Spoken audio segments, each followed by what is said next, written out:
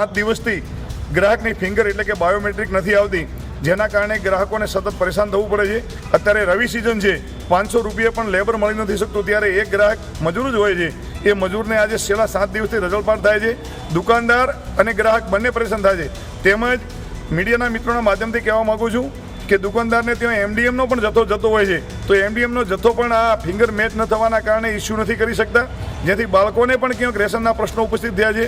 એવી જ રીતે જે નંદઘરમાં નાના ભૂલકાઓને જથ્થો આપવામાં આવતો હોય છે ઘઉં ચોખાનો, એ પણ આ એપીએસની દુકાનદારો મારફતે આપવામાં આવતો હોય છે.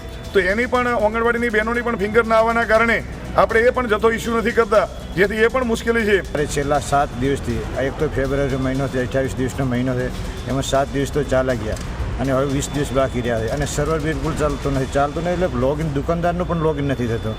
આના કારણે એમડીએમના બાળકો પણ રેશન વગર બેઠા છે.